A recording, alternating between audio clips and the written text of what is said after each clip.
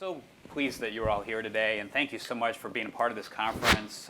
Thanks for hosting, Tony, but Dennis and Linda. It's really great to have you here, and I just want to thank you. I think it all goes without saying who these folks are. If you don't know, Tony Marks is the president of New York Public Library.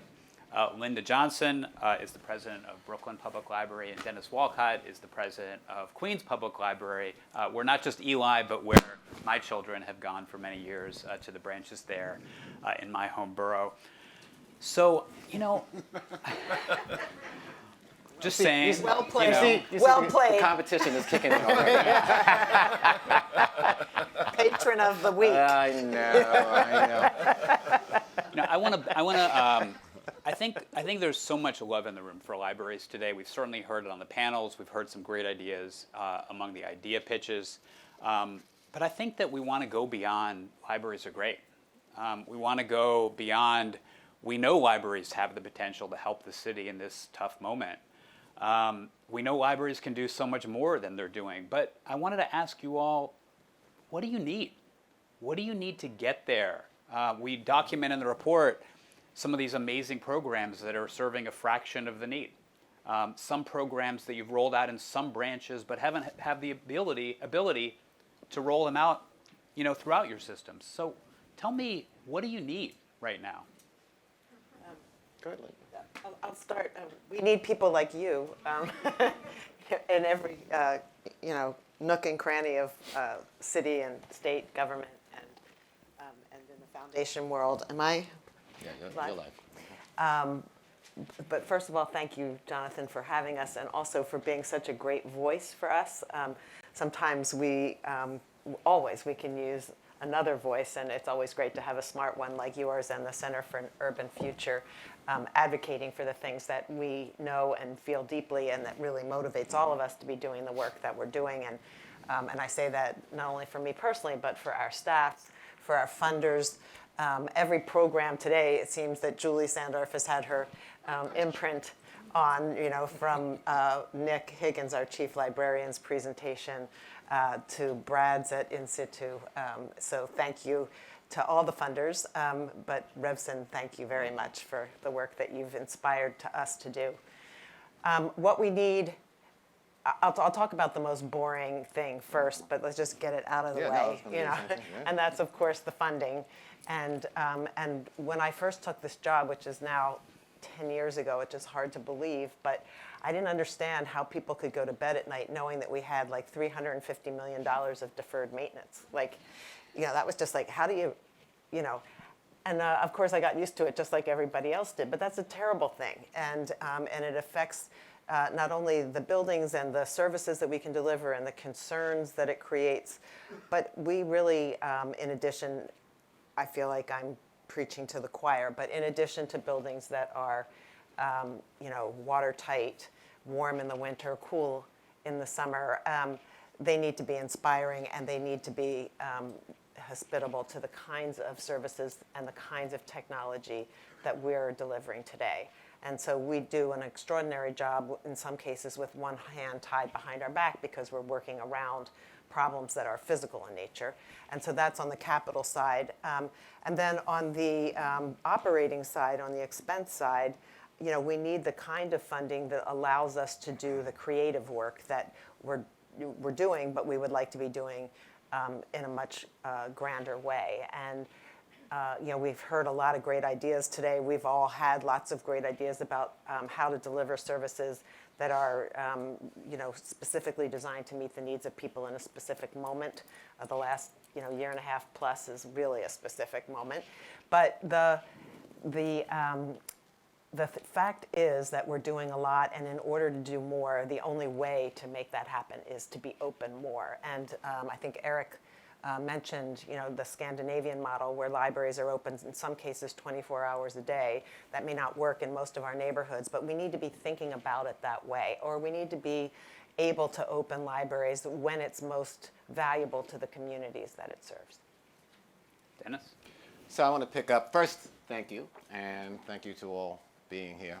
And I think also thank you for the opportunity for us to sit here in person. Yeah, exactly. I mean, we It's miss been a each while. other. Believe it or not, we really enjoy our opportunities to, I'm going to say something if the council members are still here, testifying before the city council, because it gives us an opportunity to really, can't tell anyone, because it gives us an opportunity to really feed off each other, learn from each other, and articulate what we're about as public libraries. And to me, that's something that's really beneficial to the city overall. And I want to pick up on Linda's point, because I was going to start with something very unsexy as well, and that's capital. I mean, we talk about our buildings like they're there and not having a need to deal with the infrastructure, the maintenance, and the deferred maintenance that Linda talked about. I have a building that's still out because of Hurricane Ida, and our Lefrak City building is still inoperable as a result of that. I have a building where we need to get a boiler in, but if we do it, we got to raise the money because it'll be an expense and not capital. But if we have the city do it, it's going to be so much more as far as expense is concerned.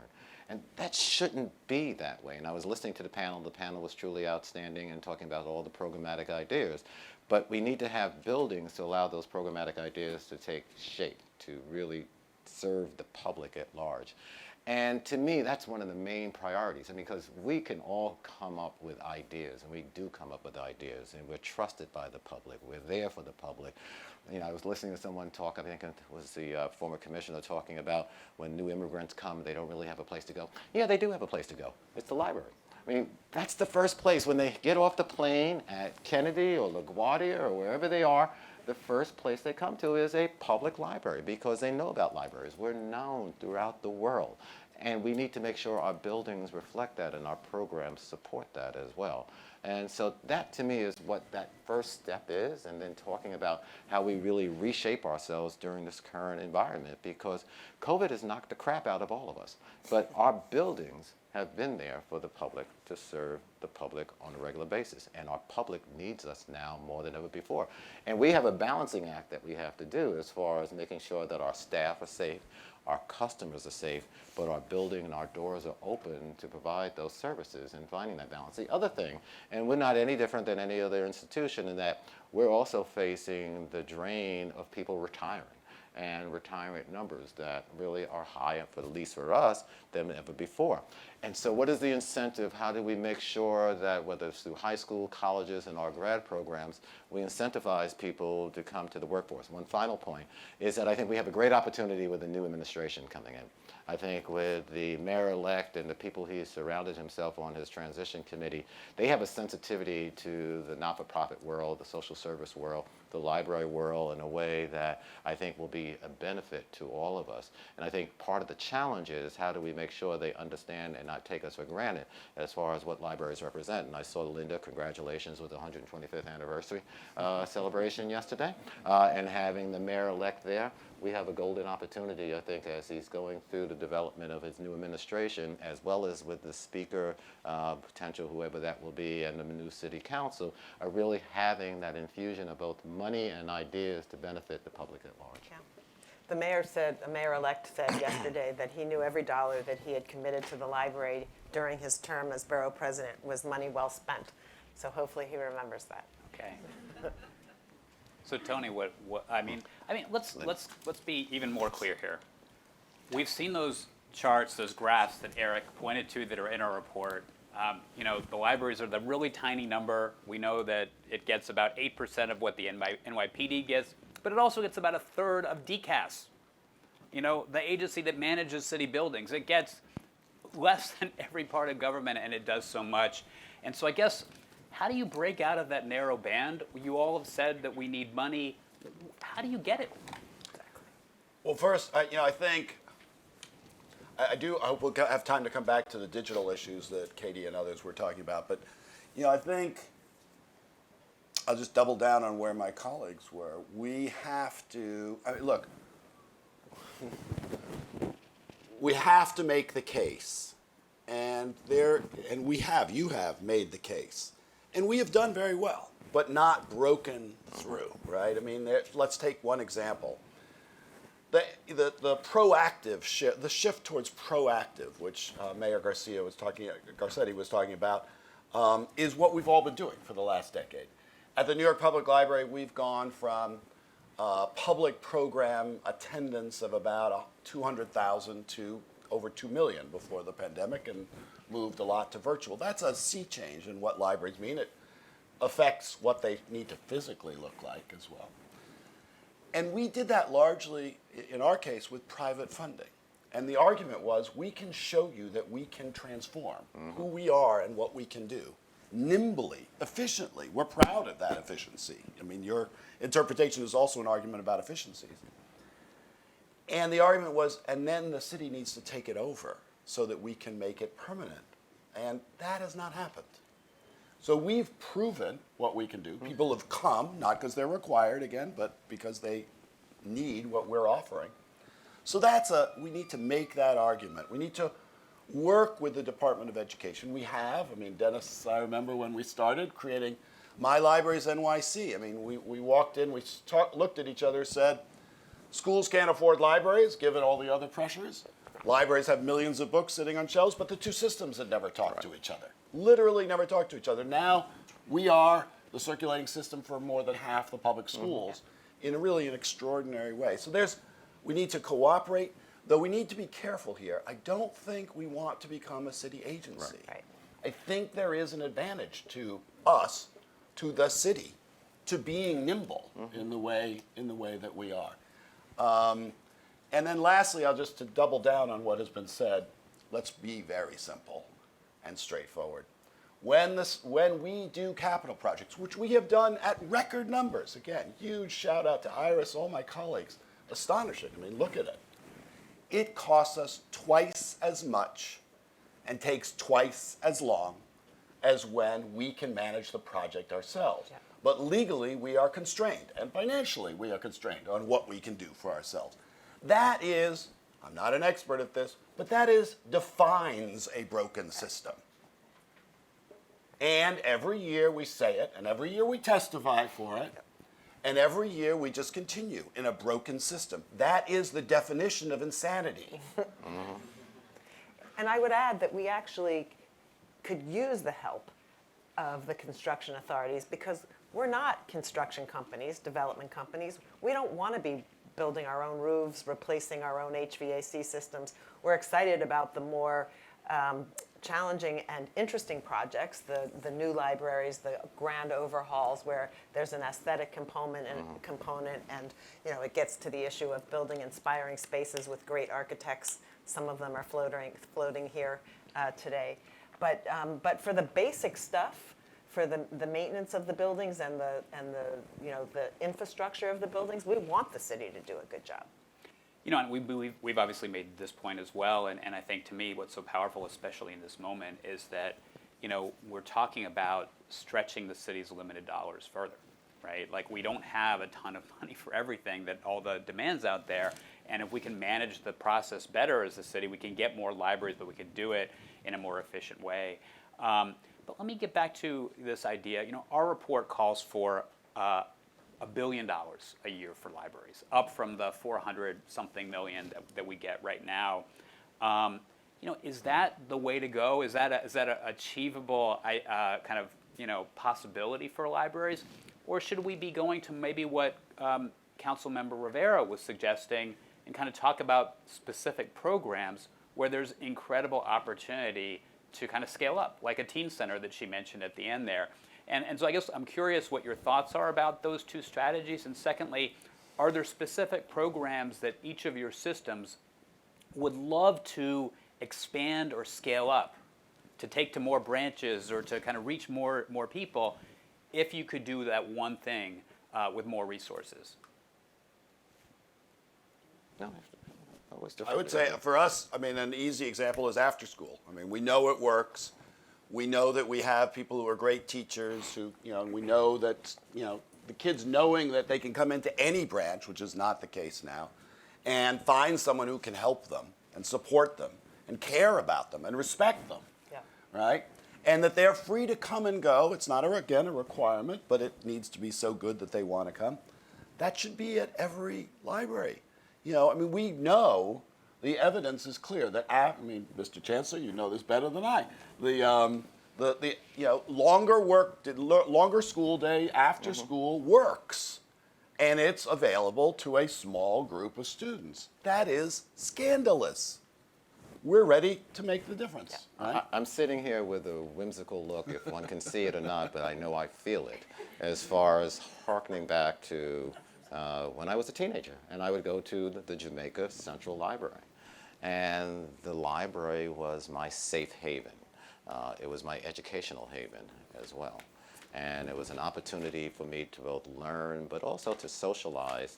And I always joke about the socialization that took place when I was at Central, but sometimes it was more of a looking at a person socialization versus the actual interaction socialization.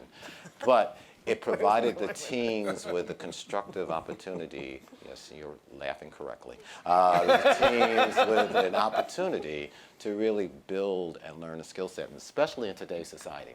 When Tony mentioned we want to go back to the digital world and what we need to do as far as a library system, every group that we've talked about today, their main focal point is a library, believe it or not.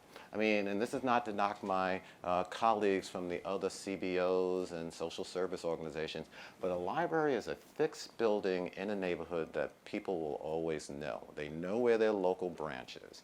And how do we then upload our programs and services to make sure we're responding to those needs? We have a teen library out in Far Rockaway that's solely dedicated to teenagers. And the teenagers flock there on a regular basis, and we're always looking at how we expand it. And I think part of what Linda and Tony, what Linda jumps off the page to me has done, is expanded the reach beyond the buildings. Tony has done it as well. How do we mobilize ourselves to go beyond our fixed buildings into the community itself? Because again, if we have the word of library behind us, people will not question the type of services and the quality of those services from the programs coming from that library. And that's what we've been able to do. And I think digitally, we have an opportunity from a health perspective, we have that opportunity from a mental health perspective, we have that opportunity to really reach both inside the building and outside the building, but especially for our teenagers and our seniors who have the opportunity to really benefit in a number of ways that unfortunately may not be taking place now, especially during the pandemic. You know, as somebody mentioned, we launched our 125th birthday celebration yesterday. And having been around for that long, we've had the opportunity. Not you. Yeah, well, feels like it. Yeah, no, but, not you. But we've had the opportunity, and we've taken advantage of building trust in the community. And that trust is something that we take very seriously and don't squander, but it puts us in a unique position, which I think is really the key here, because we can provide services that other agencies really can't. And if we stay true to our mission, the service that we need to provide is really all about knowledge and information, right? Is playing the navigator role and making it clear to people where the social services they need can be tapped into. And I think we've really stepped it up in the last year and a half. We were doing it in a sort of major way with the census, with voter registration, all the things that sort of fall into the bucket of civic literacy, of being, understanding what your responsibilities are to live in a democracy. But, it's now expanded to the world of healthcare. And all of us provided information about where to get vaccines, where to get tested. In some cases, we were even sites for those services. And so I think... And mental health. And mental health, yeah. And so I think what's really important is that, we stay true to that mission, and that what we're doing is not actually, in most cases, there are moments where we're being good city partners, but really staying true to the idea of providing more information and making it easier to live in this city. It's not easy, and there's lots there to be tapped into, and the library should be helping this next administration make it simpler to tap into the services that actually are there, not having to sort of pull your hair out. The most egregious example of this, because internet access is one of the most important things that we're doing now. But there are all kinds of programs that are affordable that the internet service providers have out there, but they're not marketing them because, they're not lucrative.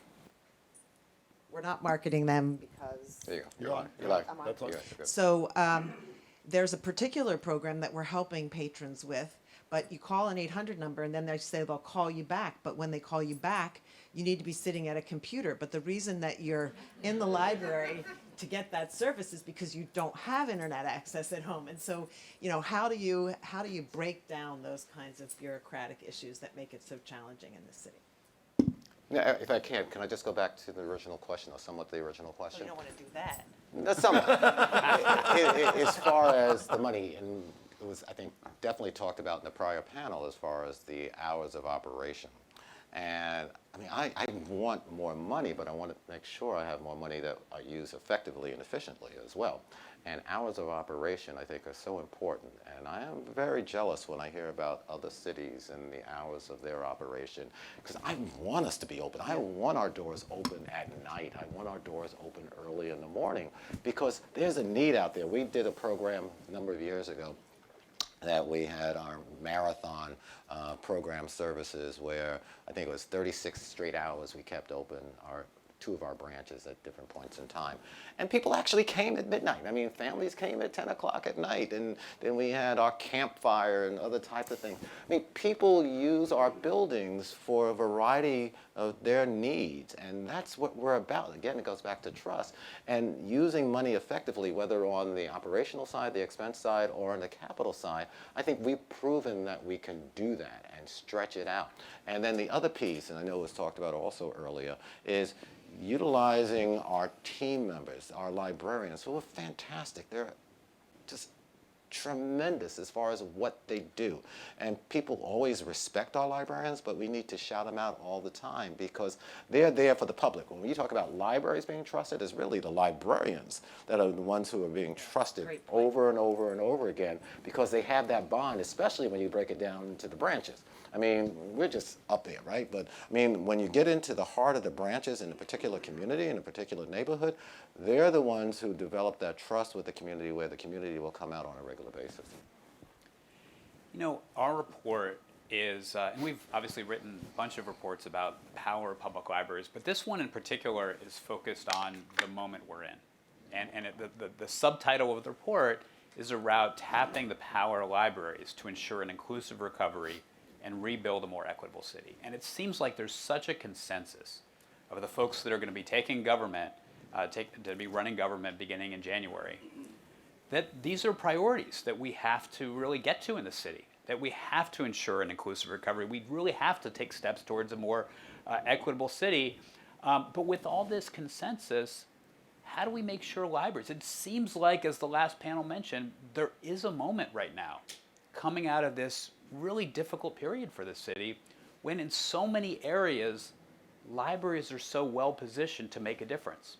Whether it's Kim talking earlier about teens and teen centers and how hard they've been hit in this pandemic, or the former commissioner talking about immigrant New Yorkers who've certainly been hammered over the last year and a half as well, and the transition to digital literacy and tech jobs and that economy. And Tony, you said you wanted to talk a little bit more about that.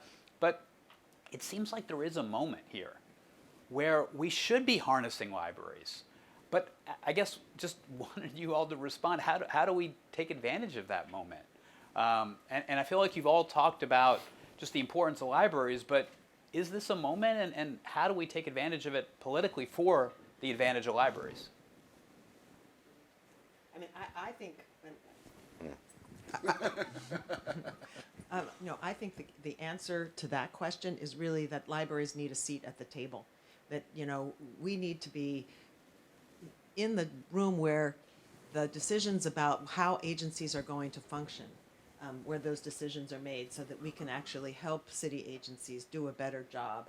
And I think we're positioned well. We are really good listeners, and we have access to a tremendous amount of data, and we are very respectful and careful beyond belief about maintaining the privacy of our patrons. But if you look at the aggregate data, we know things well in advance of most city agencies about where people are moving, about what they're reading, about what language they're reading in what neighborhood, about what services they're tapping into. And so we really do understand the need in a way that's very much on the ground, because the librarians have, as Dennis just said, very individual relationships with their patrons, from really little kids to adults who are really shut in and isolated, and librarians are calling them and delivering books to their homes. It's everything we do is across the spectrum. So from birth to, you know, the most elderly of our patrons, we're providing services in some ways. And so if the city would allow us to come in and actually help them with civic engagement, I think we'd be a lot better for it.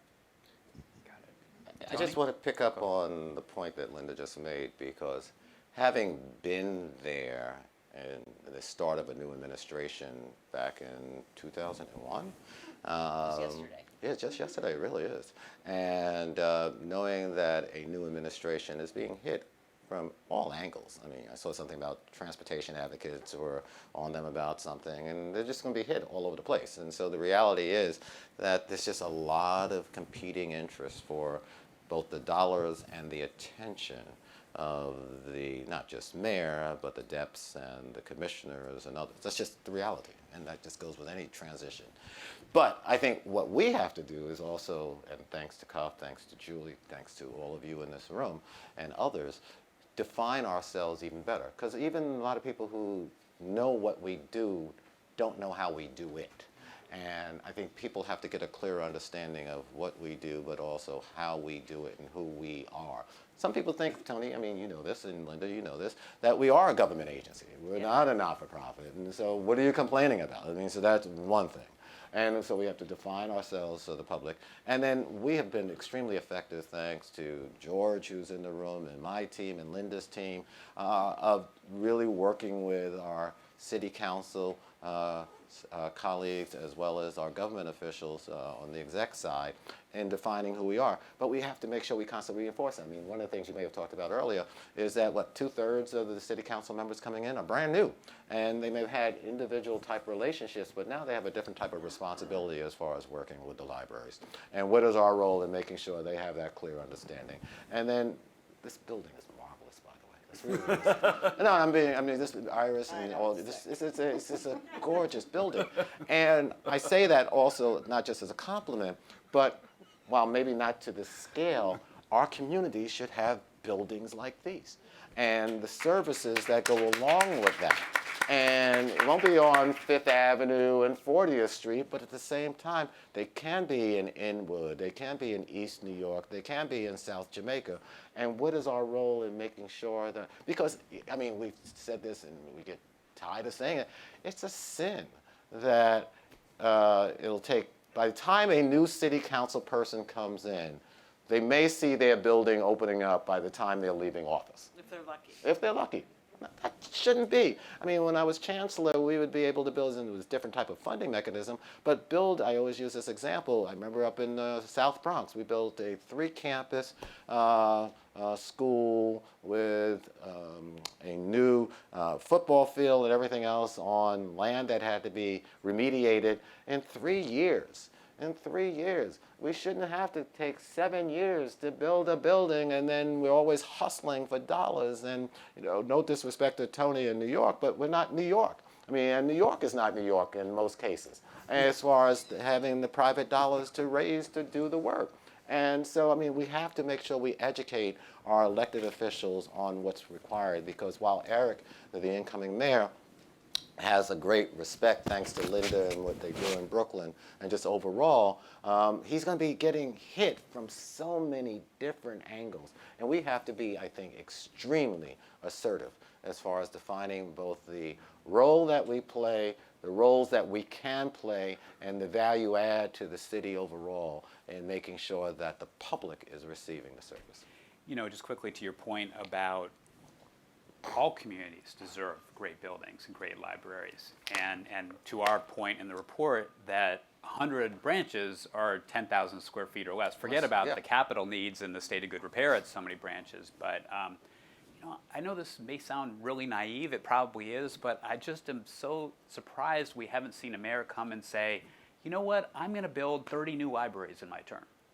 You know, what does Well, it take like to Mayor Lindsay did, right? Which Yeah. is how we got the 10,000 square foot library. Yeah, right. 7,500 square feet. We built yeah. libraries everywhere, and that was really a great thing. Now it's our job to figure out how to make them larger and better equipped to provide service. Tony, you get the last word because we are wrapping up, but like, what's your ask to Mayor-elect Adams and the new city council, the 2/3 of the new members that are coming in? Look, we need to advocate. You help us advocate. We all advocate. The public advocates for more funding. We also rely on private funding. The partnership, this building is one of them.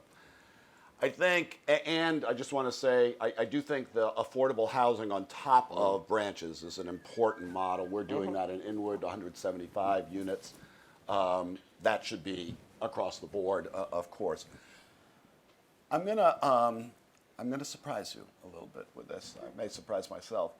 I think we should advocate, and we have done very well at advocating. Let's be honest. Even when the mayor faltered, the city council did not. We've gotten historic increases, and we see it's not enough. People take us for granted. They don't think about us. They don't use us in that way.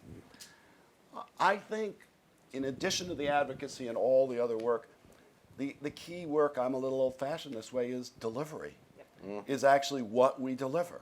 When we deliver education programs that make a difference in kids' lives and seniors' lives and immigrants' lives, that's what people notice.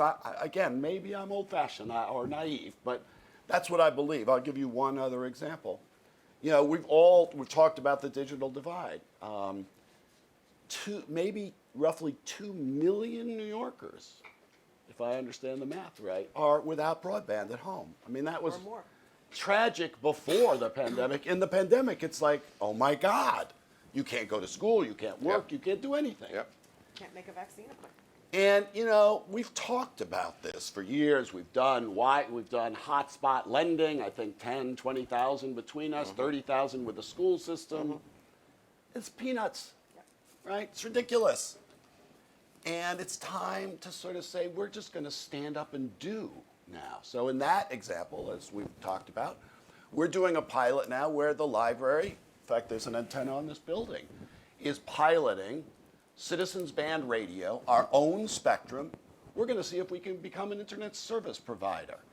In effect, helping to create what should happen in New York, which is a public utility that provides, with community groups coordinating, a public utility that provides a public base of broadband for either very little or should be for free, especially for people who can't afford it. It's a basic requirement. That's an example. It may sound a little far afield from the libraries, but like our interest in electricity 100 years ago, our patrons can't do what we need them to do if they're not connected or if they don't have an electric light over them. So I do think we should advocate for budget increases. But in my old-fashioned view, the best advocacy is the work that our colleagues are doing. And being gutsy and saying, we can't just sit around and do Band-Aids anymore. The time for Band-Aids has long passed and is now so much more evident. And we're, as I said, this incredibly at-scale, trusted, innovative, institution or set of institutions. Yes, let's advocate. Let's also show, and let's not wait, and let's not be taken for granted. This is the moment. It's all been clear, and your advocacy your analysis makes that more clear. Thank you all for the energy that I think we all come out of this room with. All right. Well, let's have a round of applause for our and this applause is not just for this great words on the panel, but for all the great work that you and your colleagues and staff do at your libraries. I want to thank the Revson Foundation and Julie again for making all this happen today. I want to thank the folks in this room, not just for attending today, for all the great work you do in our communities. I know many folks from libraries are here, but from other nonprofits, architects that are working on great libraries in the city, planners. Thanks for all the great work you do for our city. And I want to thank my staff. I didn't mention before John Sirico, who was the author of our new report, Branches to Recovery. So thanks, John, and to everybody on our team. And again, we do have a new report. I urge you to check it out. It's on nycfuture.org. You can see those great charts and graphs that Eric mentioned. It's in the report. But anyway, let's all keep fighting for libraries, and have a great day.